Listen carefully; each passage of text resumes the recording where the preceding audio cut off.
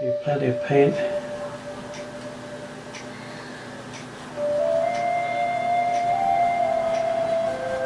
And although you can see I have the brown line of the drawing, I can paint over that and I can still see it.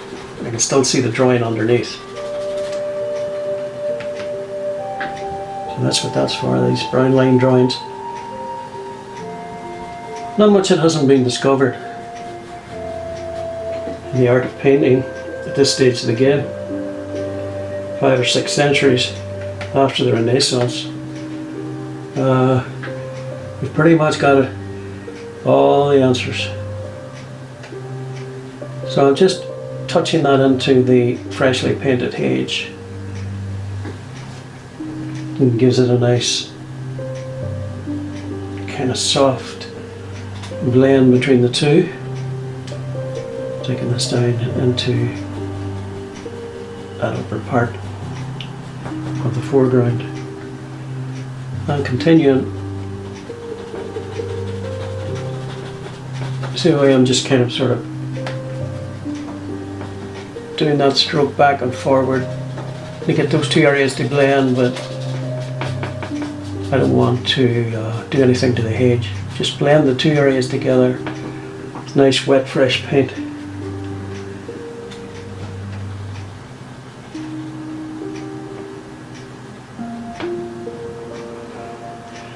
We can touch on little yellow white highlights as you get in grass. Not too much. Just adds to the interesting texture. Little dabbed strokes there.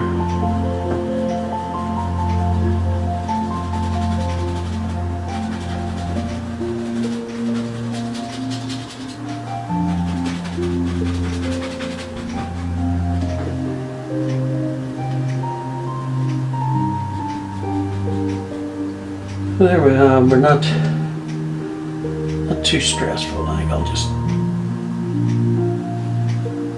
get that line a little bit more defined in there.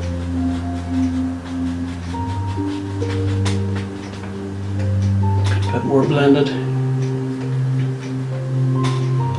And just bringing this down into the foreground. And what I'll do is I'll put in the foliage on top of it. So it's almost like, you know, I've worked my way out. There's a certain logic to that, you know, as I say, you don't have to put your hand on your paint all the time, and it just makes it easier. It's just a better way to do it, I've found over the years. There we are. And that's beginning to shape up nicely. You can see that. Nice summer's evening. We really are spoiled in this part of the world. You know, people who live in big cities across the world never see anything like this. And we have it on our own doorstep. Perfect for it. That's why there's a school of oil painting in and around Derry and Donegal. Because of the wilderness, rich wilderness that is on our doorstep. So I'm happy with that. So this little detail here, again, I'm going to wash off and clean off most of the green here for a reason. Notice I haven't changed brushes yet. Quite happy with this little brush. This little flat head, suiting the size and texture of this very nicely. I want to get rid of as much of the green paint as possible. And mix in just for that, the age of that little bungalow. I want to get a nice kind of a purple in there. So we go back to the ultramarine mix that we had earlier. And you know, I might just mix it into that green bit of white. A lot of the times you'll find that you'll use a lot of combinations. It's not just one colour mixed with white, it's quite a few. Let's see what that looks like.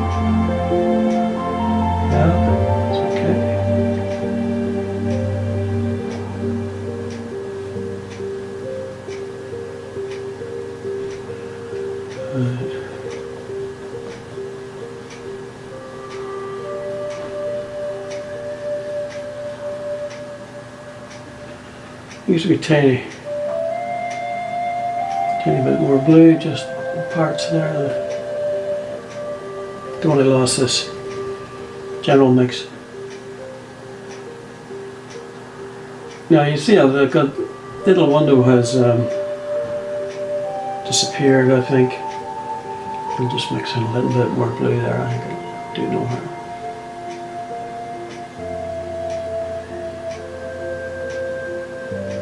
Just dabbing this and careful not to take away all the work we did with the tree. Now that also, this little side bit, it will be very dark compared to the front, because it's completely away from the light source. Actually, a bit darker maybe.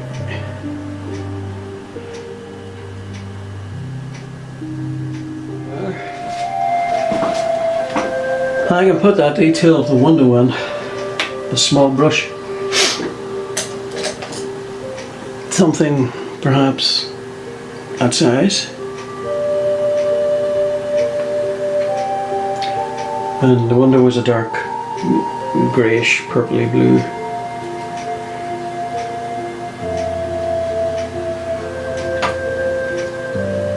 Let's see.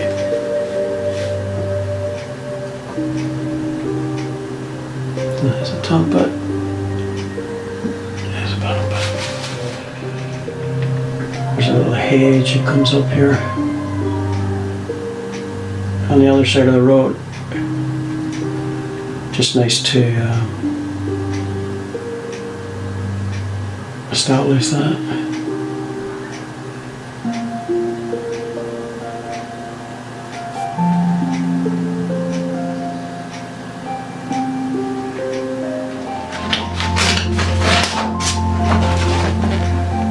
As you can see, this area here, it's very dark, right at the foot, right at my feet where I took a photograph. It's almost black. So that's where we're going to paint it. A really deep, dark black green. Then as it comes up into the light, a lot of this starts to lighten up a bit, but it's still very dark. And on top of that, there's lots of little stalks, little indigenous flowers and so on. So how do we do something as complicated as that? As you can see the field behind here. So if I had to try to paint the leaves first, I don't think I could have painted the field in the background. So really, I think what I'm going to do is I'm going to get a really broad brush, this filbert, really strong broad brush, and I'm going to start with big areas of broad colours first. It's the only way we're going to do this.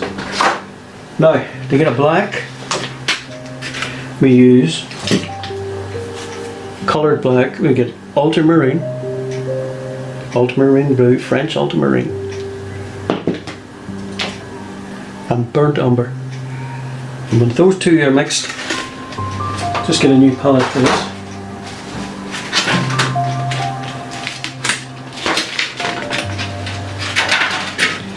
When those two are mixed in the right proportions, about 60% blue, plenty of it here, and about 40% of the brown, you get a really nice black. I'm also going to mix in the sap green, because all these things are green, and vary that colour with a bit of cadmium yellow. So we'll start with creating this black area at the front. Okay, so here we go. Brown and black together. You see that? It's just black. Very nice black too. So I'm going to start this big brush down here, because this is the tonally darkest part of our painting. The very little light get in here at all, and the minute I start to put on these really extreme blacks underneath, just use plenty of paint, big brush, don't get hung up in any detail, and take it up to about there, right across the painting.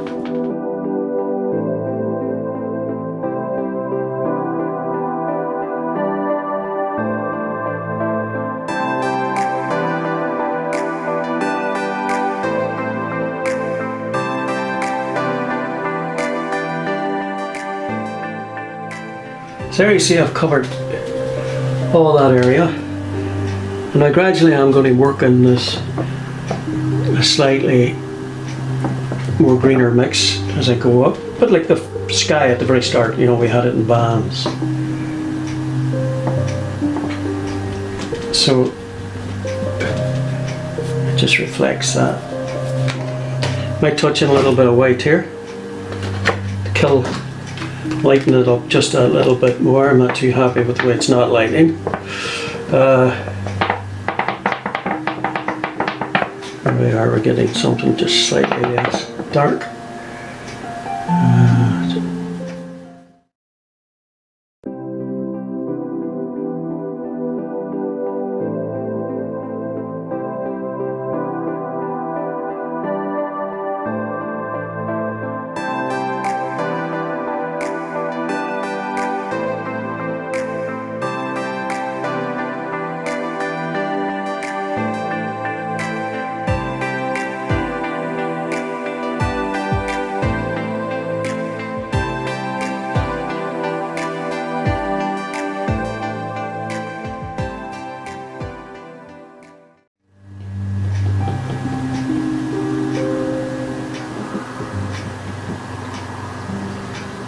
Okay, as you can see, I have a lighter little mix that goes up at the top here as we emerge into the light.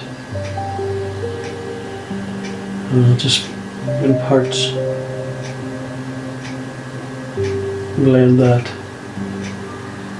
sort of make little leaf-shaped strokes. But as Albert Dürer, the famous German Renaissance painter and all-round genius, said, "I draw with a needle and I paint with a broom." So oil painting lends itself well to the use of big brushes too. So just as I come into this area, I'm conscious that tops of nettles and start to emerge out there. Just use the side of the brush to indicate that.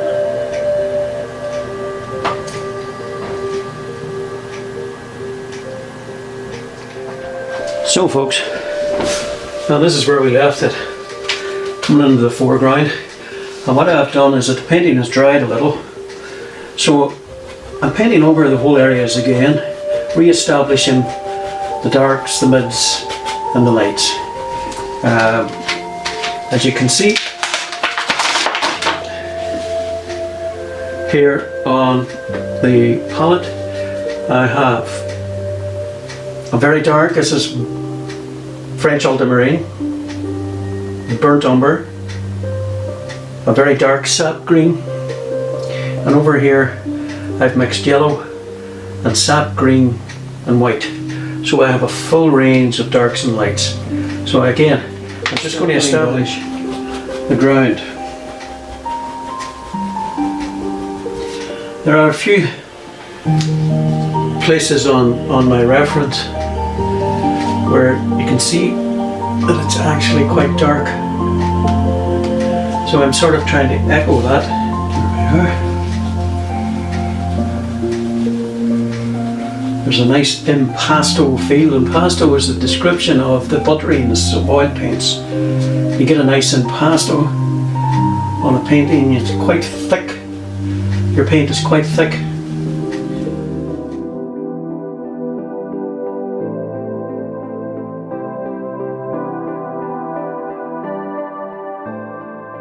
Now I'm going to perhaps change brushes. I'm going to try a rigger brush, one of those fine line brushes, put plenty of medium on it. Basically mix up a sort of a whitish, yellowish green. Start touching on a few highlights. As you can see, my style is I mix a lot on the palette. So let's start putting in little nettles. All quiet. It's because I'm concentrating. No bad thing.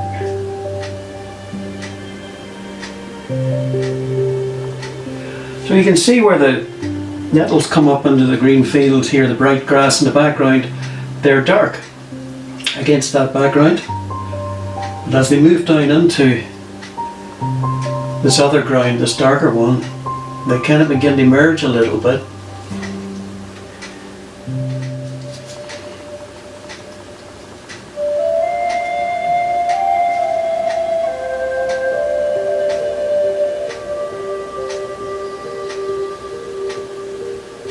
Are easier than others. Well, that's purely up to you. I mean, the important thing is, like I said at the very start of this whole series, get out and paint something from nature.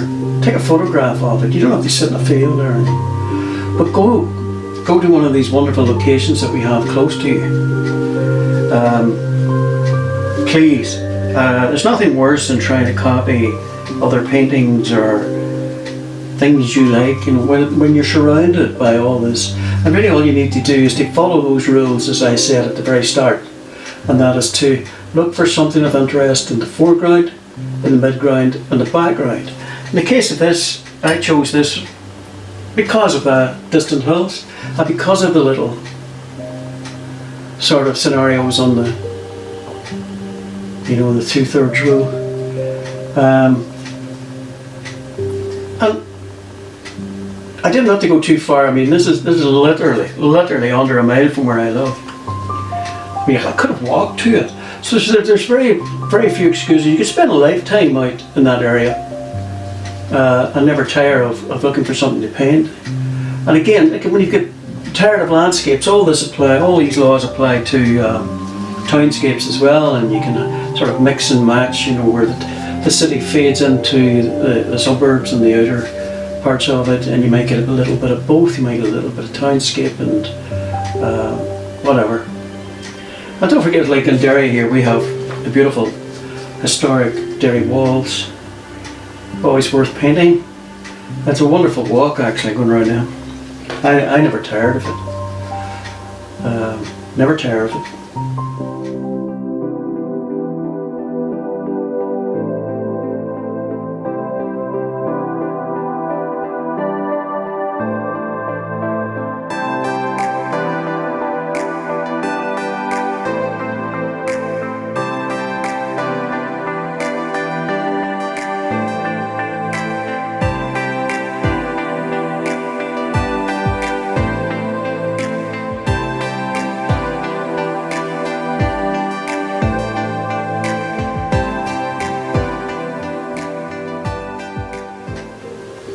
You can see as I go down into this area that isn't so dark, that the colour I'm using up here that looks dark against the